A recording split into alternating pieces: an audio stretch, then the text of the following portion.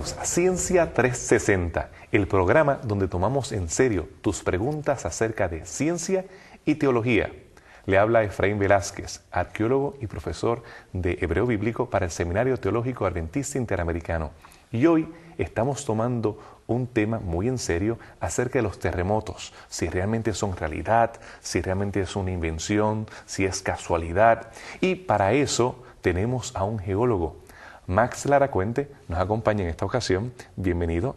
Y estamos contentos de que tú estés con nosotros para hablarnos un poco más acerca de este tema que tiene que ver con estos fenómenos sísmicos, que cada vez lo vemos más frecuentes. Muchas personas recordarán culturas anteriores que cualquier fenómeno telúrico pues lo adjudicaban a algún dios, algún significado sobrenatural, y no tenían los mecanismos que tenemos hoy para realmente explicar estos fenómenos. Hoy, teniendo a Ciencia 360, viendo todos los ángulos, queremos saber qué es un terremoto. Bueno, doctor, un terremoto lo podemos definir claramente como una ruptura de la roca en la corteza terrestre o el roce entre varias de estas rocas en la misma corteza terrestre, lo cual produce unas ondas, y esas ondas las podemos percibir, las podemos sentir como lo que se conoce como actividad sísmica o terremoto. Así que no se trata de que los dioses en algún momento dado se airaron contra la tierra, tenemos que estos fenómenos simplemente son parte de algún mito, sino que usted, como geólogo, usted puede analizar y tiene instrumentos para poder determinar el origen y la causa de los terremotos. Claro, tenemos mucha instrumentación, tenemos tecnología moderna que podemos determinar esto. Y básicamente lo que podemos inferir de todo esto, que hay una dinámica en la tectónica de placas, hay movimiento, hay un vivir en esas placas, lo cual nos produce en el roce entre ellas este tipo de actividad que no nos gusta sentirla, pero es real en nuestro diario vivir. Se habla en el campo de la geología acerca del rebote elástico. ¿De qué se trata? La teoría del rebote elástico es lo que nos da la base, el fundamento para poder interpretar qué ocurre en un terremoto.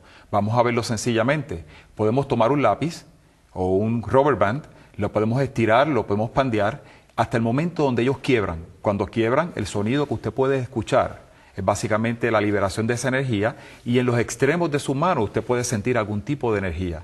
Y esa es la teoría del rebote elástico. Transformando esto, llevándolo a la corteza terrestre, cuando hay un choque entre placas o una ruptura entre rocas, lo que hay es una liberación literalmente de energía que se propaga a través de la corteza terrestre en forma radial hacia los extremos, como cuando usted tira una piedrita en un lago. Muy bien, así que vemos el efecto de esa ruptura y lo vemos cómo se refleja en el resto del suelo que está cerca de donde el epicentro, donde esto ocurrió.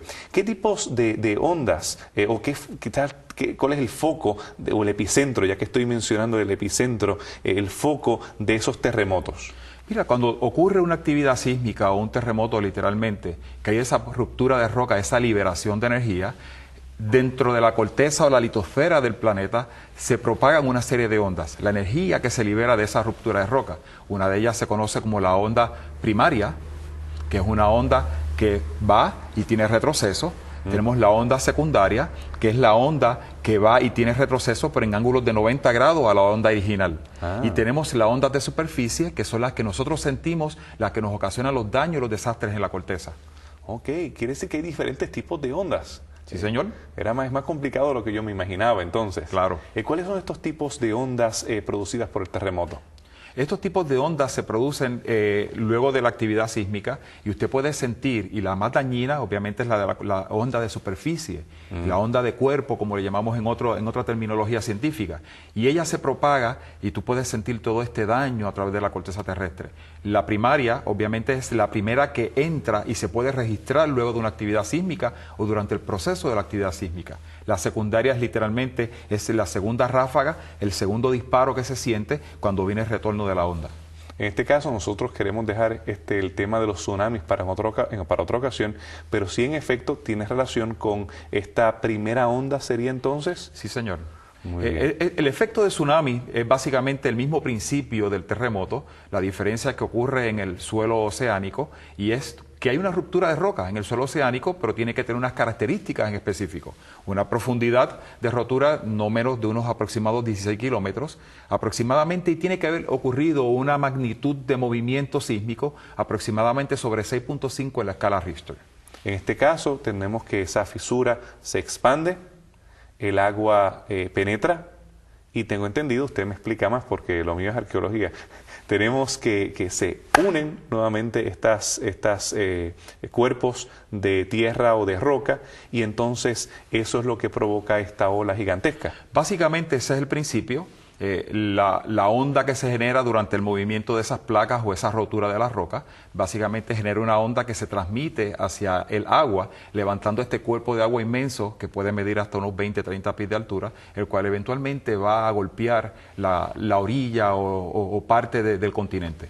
Quiere decir que antes de esa ola gigantesca tiene que haberse reflejado por estas ondas iniciales algo de movimiento en el misma agua antes que llegue y por esa razón los avisos son efectivos, entiendo. Sí, señora. Hay unos avisos que ocurren cuando ocurre este tipo de actividad. Las entidades capacitadas para determinar lo que está ocurriendo pueden definir rápido dónde ocurrió el epicentro, a qué distancia está de la corteza del suelo oceánico y entonces envía un aviso repentino a las autoridades pertinentes para que den la alerta a la comunidad para que se protejan, se puedan salvar sobre el inminente golpe de esta ola de agua, ¿no?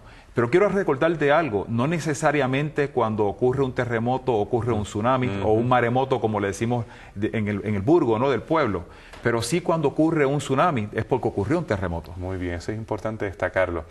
Pero hablando de los fenómenos cuando son solamente en la tierra y no tenemos involucrado agua, no hay ese tipo de aviso. No hay ese tipo de aviso, lamentablemente no tenemos todavía la tecnología posiblemente que nos pueda indicar la ocurrencia de una actividad sísmica. Sí podemos, a través de metodología histórica, a través de probabilidades y el estudio geológico del movimiento de la corteza terrestre, podemos hacer unas aproximaciones. Tenemos el ejemplo del caso de Haití. Un geólogo estuvo trabajando sobre la probabilidad de que ocurriera una actividad sísmica en la falla de San Andresillo. ¿Y qué ocurrió? Pudo predecir la magnitud del terremoto, y una vez la pudo predecir, pudo preparar un escrito científico y pudo darle la voz de alerta a las entidades administrativas del pueblo de Haití para que ellos pudieran prepararse. Lo que no pudo predecir era exactamente cuándo iba a ocurrir. Impresionante. Estas ondas entonces se propagan, usted menciona diferentes direcciones una vez ocurre este movimiento sísmico. Correcto. Muy bien. ¿Y dónde se originan los terremotos? Usualmente hemos encontrado evidencia científica muy real, muy reciente, que nos dice que toda esta actividad sísmica ocurre en 3 lugares específicos. Uno, entre la colisión de placas, cuando hay divergencia, y cuando hay convergencia. Tenemos también cuando hay actividad volcánica, cuando hay un volcán que está en erupción, esto produce algún tipo de actividad de onda que podemos interpretarla como terremotos, aunque no necesariamente, o earthquake, o no necesariamente podemos llamarlo de esa manera porque hay un roce de placa, pero es por la combustión que se está generando dentro de la cámara del volcán. Y podemos también tener este tipo de actividad debido a la parte humana, lo que llamaríamos las explosiones o las implosiones de la corteza terrestre para hacer canteras, quarries y este tipo de cosas. Muy bien, así que tenemos esas 3 fuentes, puede ser por el movimiento de las placas y tenemos algunas placas que son muy activas. Tal vez me podrías mencionar algunas de las más activas que tenemos en el mundo y más emocionantes en ese sentido. Pues mira, tenemos la placa del Pacífico interactuando con la placa de Norteamérica. Tenemos la placa del Caribe, que es interactuando el norte de Puerto Rico, la República Dominicana o la Española y Cuba, toda esa área, con relación a la placa de Norteamérica. Son placas que están muy activas, que están todos los días teniendo actividad telúrica o sísmica. Todos los días. Todos los días.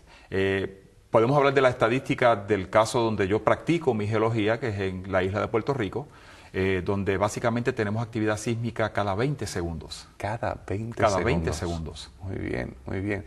En el caso de la que mencionas en el Pacífico, es la que está más relacionada con el estado de California. Con el estado de California. Esa es una falla que está, un choque entre la plataforma o placa del Pacífico con Norteamérica, donde le conocemos como un left lateral, que es un roce de placas en forma lateral, que produce actividad sísmica.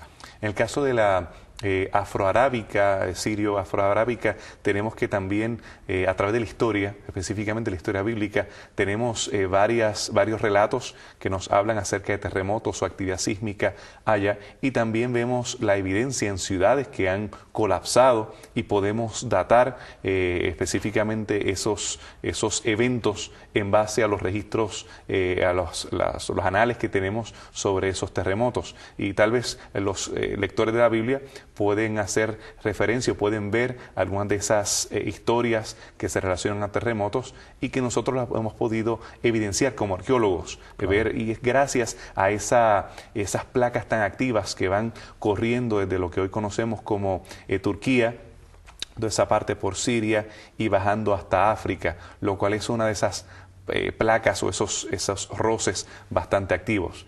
Fíjate, es interesante saber y entender que para conocer el presente hay que conocer el pasado.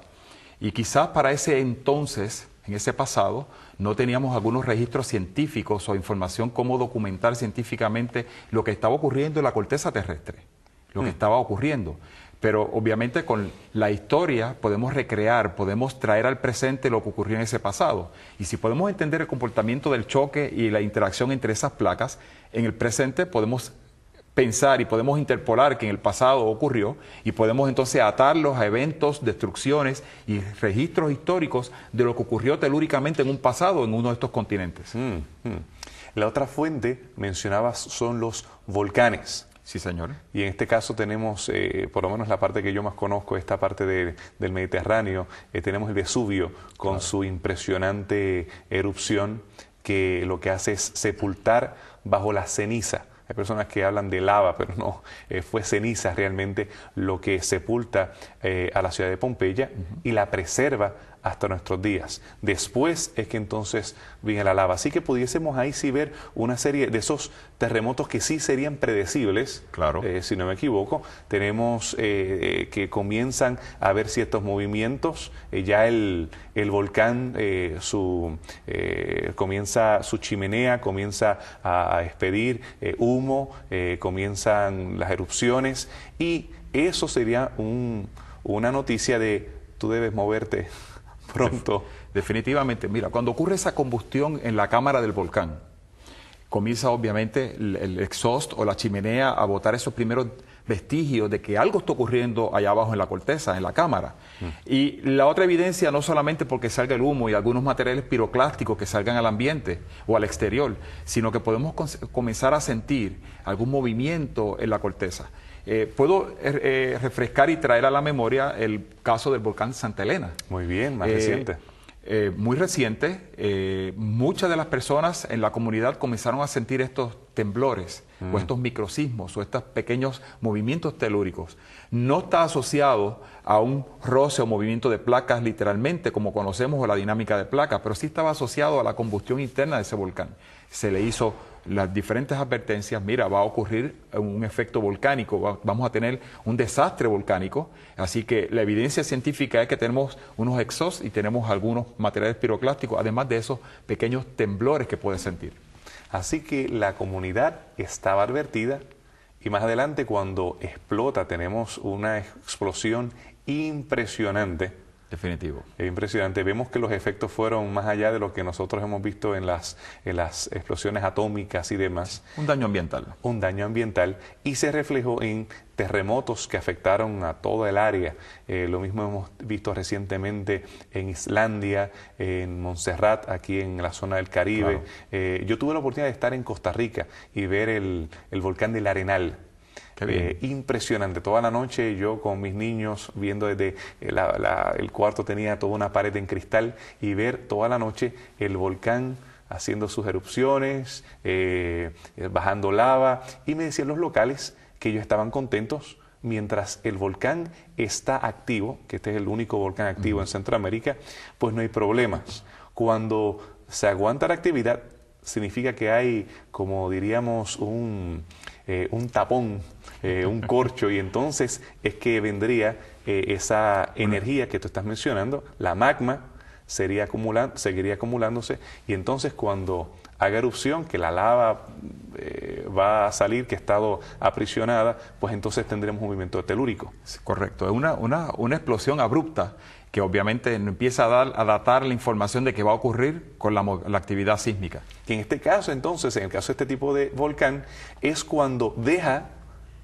de humear, cuando Claro. deja de botar lava, de excedir lava, que entonces es que hay que preocuparnos. Mira, lo que ocurre es que se genera una serie de combustión, se levanta una serie de presiones en ese chamber y al no tener una forma como liberarse, va generando ese tipo de actividad hasta que realmente ocurre la implosión.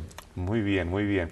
Entonces, ¿se pueden predecir? Yo insisto en esto. ¿Será que es posible predecir los terremotos y nosotros poder determinar para poder prepararnos?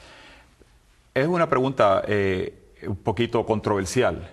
Hay un elemento científico que te puede asegurar que sí, y hay otro elemento científico, otra escuela científica que te puede asegurar que es un poquito difícil predecir. Lo que somos estudiosos de este tipo de fenómenos, que nos dedicamos a trabajar todos los días con él, podemos interpretar que a través de información histórica podemos hacer, o probabilística, podemos hacer una predicción. Una inferencia, pero no podemos llegar a una precisión sobre lo que va a ocurrir. Pero sí tenemos una evidencia clara, los movimientos de las placas tectónicas. Como te dije ahorita, en el caso de Haití específicamente, este geólogo de los Estados Unidos estuvo trabajando y estudiando toda la información probabilística que tenía sobre el movimiento de esa placa, hasta que pudo preparar un escrito y presentarlo. Le pudo decir a la comunidad, oye, va a ocurrir la actividad sísmica, lo que no te puedo decir exactamente cuándo va a ocurrir. Él pudo acertar hasta la magnitud del movimiento sísmico, pero no cuándo iba a ocurrir. Cuando hablas de magnitud, yo quiero que nuestros amigos televidentes pues tengan una idea más clara. ¿Cómo entonces es que se miden el efecto de los terremotos? ¿Cómo es que realmente lo cuantificamos? Mira, esto lleva un poco más de historia. En un pasado, muchos años atrás, los chinos y los japoneses comenzaron a experimentar este tipo de fenómeno y querían determinar exactamente cómo cuantificarlo, cómo medirlo, cómo saber exactamente qué ocurrió y a la magnitud que ocurrió. Ellos comenzaron a improvisar cierto tipo de metodología, crearon unas vasijas de barro, tenían unos dragoncitos que decantaban líquido o fluido que estaba en la vasija, en este caso era vino, y de acuerdo al movimiento en los ejes de la corteza terrestre, y decantaba el vino, sabían en qué dirección, si fue de norte a sur, este a oeste, pero todavía no tenían una cuantificación a qué nivel. No es lo mismo un terremoto ligero que un terremoto de gran intensidad que dure 2 segundos, 3 segundos, 20 segundos, la destrucción es masiva. Y esto le dio paso a empezar la investigación de cómo desarrollarlo. En un pasado, un amigo científico conocido como Carl Richter determinó exactamente un procedimiento matemático logarítmico para poder desarrollar exactamente cómo se podía medir. Y él preparó una escala logarítmica, y esa escala logarítmica desde el 1 hasta el 9 nos dice la magnitud de la intensidad de cada terremoto. Pero teníamos una forma de intensidad, que era la escala Mercalli, que era del 1 al 12, de acuerdo a los daños que se podían percibir en la corteza terrestre. Entonces vemos que una de ellas determina la intensidad y también en este caso por instrumentos sabemos la dirección, Correcto, como lo querían hacer los chinos y los japoneses, intensidad y dirección, pero tenemos otra escala que nos habla acerca de los efectos de destrucción. Correcto. Esas dos escalas se conocen como la escala Mercalli, que es la de daños, y la escala Richter, que es la logarítmica científica. Entonces, cuando escuchamos el reporte de un terremoto, usualmente se refieren a una de las dos escalas. A la escala Richter. La Richter, usualmente. Y la otra, usualmente se utiliza solamente para determinar, y eso me imagino que se alterará de acuerdo a las zonas urbanas, en cuanto a lo que esté cerca del epicentro, ¿verdad? Claro, mira, por ejemplo, podemos ir al terremoto de 1918 aquí en Puerto Rico, en la costa noroeste de Puerto Rico. No teníamos instrumentación científica que nos dijera exactamente que fue 7.5 la escala Richter, o 6.8 o 7. Pero al tener la cronología y eventos y datos de destrucción que hubo en esa época, se podía inferir entonces a qué magnitud podía llegar. Ahí está la relación entre ambas. Correcto. Que la primera tiene que ser determinada por instrumentos. Básicamente. De una manera científica y física. La otra lo que hace es mirar los efectos y entonces inferir sobre lo que la intensidad de lo que un instrumento hubiese determinado. Correcto. La escala 1 de la Mercalli, básicamente tú no sientes nada, no hay daños, es imperceptible para el humano, pero se registra en la escala Richter. Pero, por ejemplo, escala 12, estamos hablando de un terremoto magnitud 8 en la escala Richter. Muy bien, así que de esa manera nosotros podemos hacer la diferencia entre una o de los dos reportes. Correcto. En este caso vemos los mayores daños son en el epicentro. No necesariamente. En el epicentro es el punto donde ocurre la ruptura o el choque de la roca.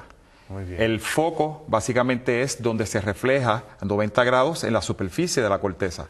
Y esa onda de cuerpo o onda de superficie es la que nos provoca los daños. Quiere decir que a pesar de que tengamos un epicentro en algún lugar en específico, pudiésemos tener lejos efectos mayores a los que estuvieron entonces donde se originó, donde hubo el choque tectónico. Es correcto. Muy bien.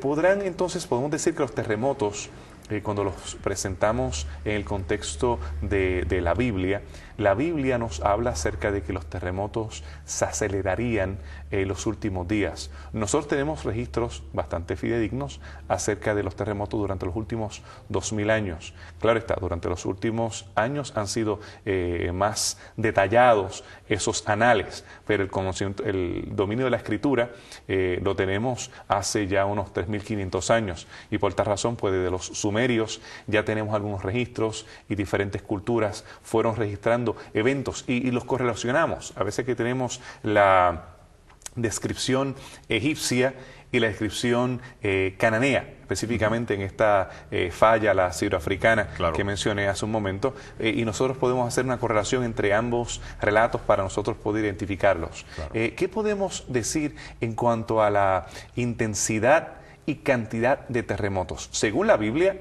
ellos se acelerarían durante los últimos días, o así llamados últimos días, según lo presenta Jesús de Nazaret en Mateo 24. Pero hemos visto, usted como geólogo ha podido ver que hay sí una correlación entre mayor cantidad de terremotos y mayor intensidad durante los últimos siglos y las últimas décadas. Mira, es evidente y científicamente probado de que hay dinámica de placas y que la actividad sísmica está ocurriendo continuamente. Pero es tan cierto que en los últimos años se ha venido incrementando esta frecuencia de actividad sísmica en la corteza terrestre. Nuestra Biblia claramente indica, como tú bien has dicho, de que estos últimos días esto se incrementará. Y nos está diciendo que son las señales del fin. Definitivamente se ha incrementado últimamente por las razones científicas que sean, ya sea porque el hombre ha trastocado nuestro sistema, ha dañado ecológicamente nuestro planeta, una serie de efectos causados por el hombre, como yo digo, un proceso mecánico que el hombre ha ido deformando nuestra Tierra, los cuales han incrementado todo este efecto de actividad sísmica, lo cual confirma y nos dice básicamente que las escrituras están a punto de cumplirse o se están cumpliendo.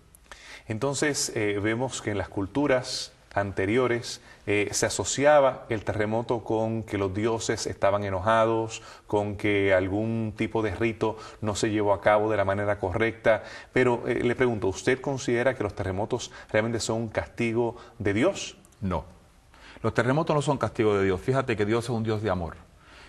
Para mí, como científico, te puedo decir que esto es una señal que nos está diciendo que nuestros días se están acortando, nuestros días se están acabando. Los terremotos no es que los dioses están enfurecidos, no es que estamos pagando algo que hicimos en un pasado, meramente es una demostración, es un resurgir de nuestro planeta, nuestro sistema, que es un efecto y causa de nuestra actividad aquí en la Tierra, cómo cada día hemos ido cambiando, hemos modificado, hemos afectado la dinámica del complejo terráqueo como tal. Así que nosotros pudiésemos, viendo desde el aspecto teológico, añadiendo un poquito en el aspecto teológico, que hay varias razones para un terremoto. Nosotros pudiésemos decir que son resultados naturales, naturalistas. La explicación de los volcanes, actividad volcánica o actividad sísmica en base a las placas tectónicas, es parte de la dinámica de lo que ocurre en esta Tierra. Es un mundo post-caída y los efectos son naturales, parte de lo que ocurre en este mundo post-caída. Coincido totalmente, esto es un efecto, un resultado a nuestra actividad en un pasado. Como hemos ido deteriorando nuestro sistema, hemos ido causando daño a nuestro sistema. Pero ahí estás añadiendo una segunda razón. La segunda razón sería que entonces el ser humano también ha acelerado o causado que algunos de estos fenómenos se lleven a cabo. Definitivamente. Así que tenemos primera razón, son procesos naturales. Segunda razón, pudiésemos hablar acerca de la actividad humana y cómo esto ha afectado a las mismas. Pudiésemos añadir una tercera razón si utilizamos la Biblia como marco de referencia. Vemos en la Biblia que se habla acerca de un enemigo o se habla acerca de un autor del mal. En este caso se identifica con Satanás. Correcto. Satanás no tiene la capacidad de ser el rey de este mundo o el gobernador de este mundo. Sin embargo, sí vemos en algunas ocasiones que Dios le permite a Satanás que lleve a cabo actividades que van en contra de la salud o el bienestar de los seres humanos. Así que pudiésemos entonces también inferir que algunas actividades sísmicas son causadas o son aceleradas o son permitidas o son incrementadas o producto de actividad satánica o del enemigo de las almas. Y en cuarto lugar, nosotros pudiésemos también hablar de algunos pasajes. El libro de Amós, el libro de Joel, nos habla acerca de pasajes relacionados a actividades sísmicas. Recientemente estuve investigando bastante acerca de los terremotos en los profetas menores. Me parece un tema fascinante. Y vemos que Dios interviene, que él activamente, incluso cuando se habla acerca del libro de Apocalipsis, se habla acerca de este gran terremoto del año 1798, cuando hablamos acerca del terremoto de Lisboa, y marca, es parte de ese cuadro profético en el cual Dios interviene directamente para ejercer esta fuerza telúrica en cumplimiento alguna de sus profecías, ya sea por un juicio divino o sea para marcar un momento dado en que se tiene que llevar a cabo algún capítulo de la historia sagrada. Sin embargo, lo cual nosotros no podemos determinar, y ahí tenemos que quitar las sandalias de nuestros pies como teólogos y como científicos, es determinar cuál de las cuatro es el terremoto que nos ocurrió hace 6 meses, 6 semanas o que ha de ocurrir. Y ahí es donde, Max, yo me siento muy incómodo, sumamente incómodo y al punto de ofendido, cuando hay personas que tratan de identificar estos cuatro. En el caso de Haití, insultantemente hablar de que esto es por esta razón, un castigo de Dios, lo cual yo lo considero una abominación en cuanto a lo que la Biblia presenta, como tú has mencionado, un Dios de amor, y el hecho de que Él pueda utilizarlo en ciertos momentos dados, no nos da a nosotros la libertad de tratar de juzgar o determinar que así sea. Pero te agradezco que nos haya dado más detalles de lo cual nosotros hemos estado estudiando, lo hemos visto en las Escrituras, y ahora nosotros podemos verlo a través de otro lente. Nosotros no podemos juzgar, mis amigos, en cuanto a por qué han sucedido estos fenómenos, pero sí podemos estar seguros de algo, es de que tenemos un Dios de amor que cuida de cada uno de nosotros, que se preocupa por ti, que en cualquier circunstancia ha de cuidarte. Que Dios te bendiga.